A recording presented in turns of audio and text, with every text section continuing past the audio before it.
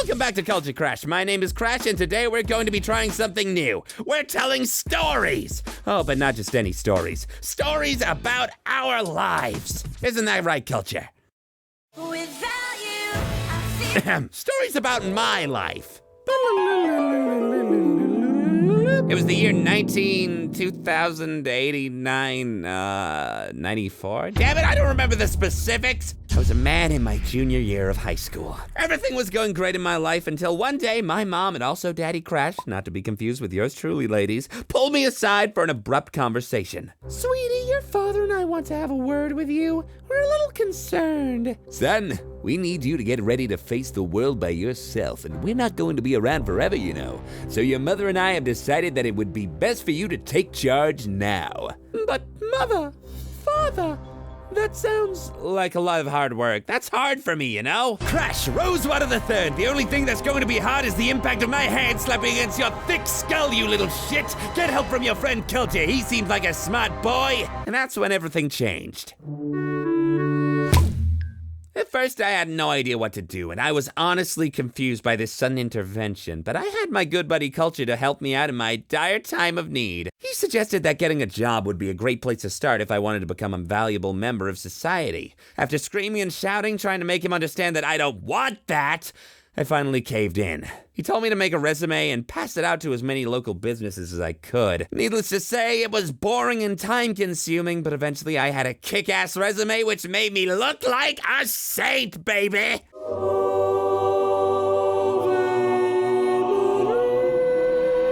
Yeah, I knew you guys wouldn't fall for that. As I'm sure you could guess, my resume consisted of a drawing of myself fighting Skeletor from He-Man with a sticky note attached to it saying, "I owe you one resume." With this piece of artistic triumph, I somehow managed to secure an interview, but before I speak about that, let me fill you in on my brilliant resume distribution system. I made numerous copies of my document, packed my bags with anything heavy I could find, and hurled my applications through the window of almost every building in the town, you know, to get their attention in a memorable way. I got a sizable fine for vandalism, but the silver lining here is that, miraculously, my resume was seen by a very important man who later called me in to be interviewed at his place of business. The most exciting place in the world. King Donald's Burger? Before I continue the story and consider making crude remarks about my potential boss's sexy daughter, I'd like to quickly talk about how you can actually make a resume to give businesses and your interviewers. Because knowing this info could actually be helpful to you at some point, and Culture probably wouldn't let me do another one of these videos if I didn't provide something insightful. Step 1. Decide which type of resume you want to create. Chronological resumes generally appeal to the older readers and may be best suited for a conservative field. It details the amount of jobs you've had in what time frame and where you've worked. The functional style is the format to use if you're changing career, direction, and lack of direct work experience, because it displays your functional skills first, whereas work experience or lack thereof is not the main focus. The combination is a format which combines the best aspects of chronological and functional styles, but you will have to be careful with length because they can quickly get overly long. Step 2. Create a header. A header should include your name, address with zip code, phone number, and email address. Just be sure not to let the info get into the wrong hands. Step 3.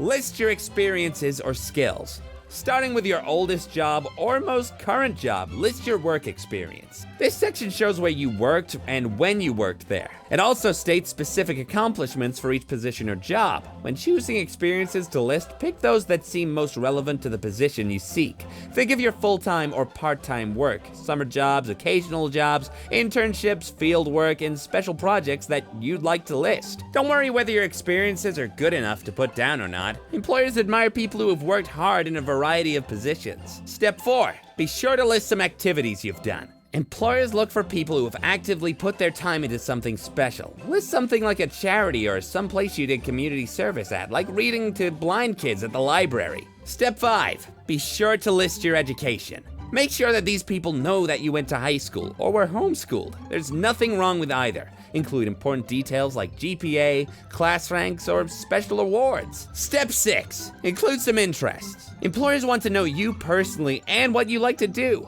Breaking the ice and letting them in on some of your interests is key to possibly getting a job. Don't go into anything too personal though. Like, don't tell them you're a furry or anything, or like I know that you like hentai or anything, because I should know that does not get you anywhere. Anyway, education aside, let's get right back into my story. I showed up to this weird concrete jungle of an area for this interview. Not what I was used to, if I'm being completely honest. I walked in and there was a man standing there waiting for me in a doorway.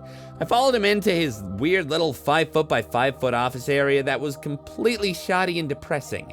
His name was Mr. Boss. If you can tell by the name, he was the boss. Mr. Boss asked me a lot of questions about myself. For example, he asked how old I was. None of your business. Where I was born. In a hospital, duh. And what I saw myself doing in 10 years. I then looked at his desk and saw a photo of his family. This man had a really hot daughter. How could I prevent myself from saying something inappropriate? I didn't want to ruin my one shot at getting a job, at being something other than a failure, and what I saw myself doing in 10 years. Don't say doing your daughter. Don't say doing your daughter. Don't say doing your daughter. Doing your son? I totally nailed it. Luckily, he was a big fan of Family Guy. The boss wrapped up the interview early, told me he didn't know what to think of what he had just witnessed. He then put out his hand for a shake and told me I started Monday. Good God, he must have been desperate. Monday had come. It was like any other Monday, full of regretting life choices and the urge to not leave bed. I went back to said concrete jungle area, still as bizarre looking as ever. As I walked in, a man handed me something to wear. A uniform, he called it. Of course, I put it on. There was also a little hat, and hats are pretty cool in my opinion. Especially this one. An employee brought me into the kitchen and showed me the basics of what I had to do. 1, there was a milkshake machine with a lever that lifts things up and down to mix the beverages. 2, there were automatic 5-shot ketchup and mustard dispensers so you can get all 5 points of your circular bun.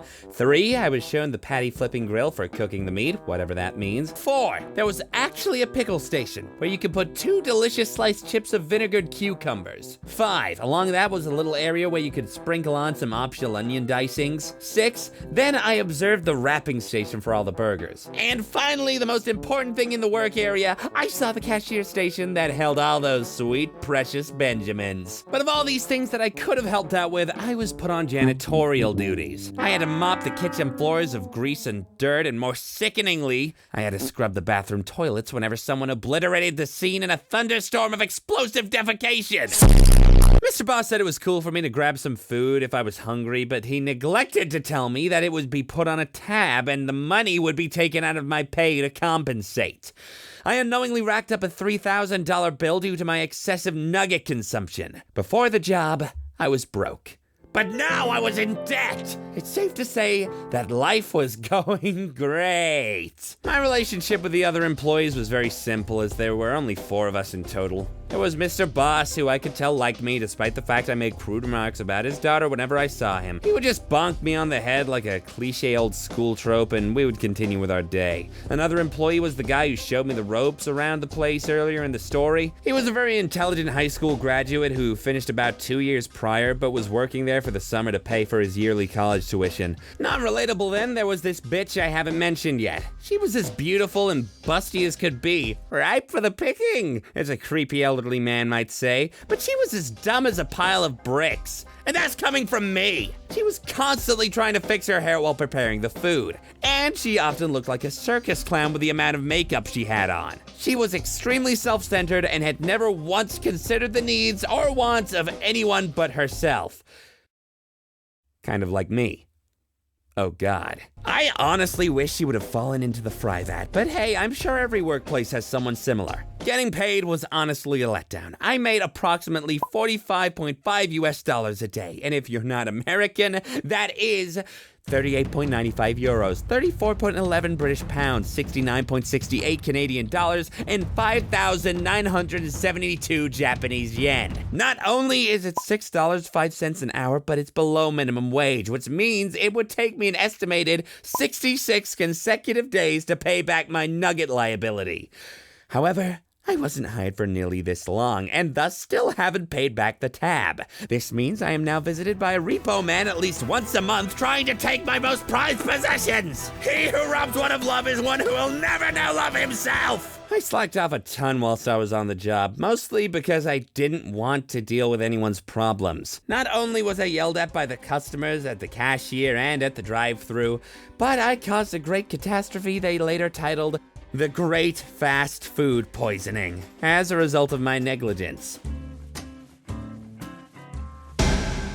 And like a Rube Goldberg machine, the mob handle fell over and hit a pan handle which flew and hit a box that dominoed to hit a jug of ammonia that poured into the fry vat, which then spread into the meat station, etc. This caused a nausea-like symptom to spread throughout the entire restaurant, and for weeks afterwards, anyone who visited the building, or God forbid, ate our food, experienced excessive vomiting and diarrhea. This included Mr. Boss, who the ambulance drivers had to pull off of me after people were taken away for food poisoning, and the place was subsequently closed down by the city health inspector. I was, as I'm sure you've gathered, once again out of a job. I made no money for the short amount of time I worked there. However, there is a silver lining. I did find a penny on the ground when I was waiting for the bus to take me home on the final day. A symbol of hope, a promise of a fruitful future, a gentle reminder from the universe that things could always be worse. I felt content. Content knowing that no matter what happens, I'll always have people around me who offer nothing but love and support. Content knowing that no matter what disaster life throws at me, the world will go on. Content knowing that I am at least destined for something in this world. I stooped down to pick the coin up. This would be my lucky penny, and I would cherish it forever. Then I fumbled the coin and it dropped into a sewer grate, reminding me that I truly didn't make a single goddamn penny. I hate my life. Well, that's the end of my employment tale. I doubt any of you found it interesting at all, but it's nice to reminisce every once in a while, you know? See you next week, everyone. If you enjoy what we do here at Culture Crash, please consider supporting the show via our Patreon, where we have a bunch of awesome rewards, or by checking out our online store. All links are in the description below.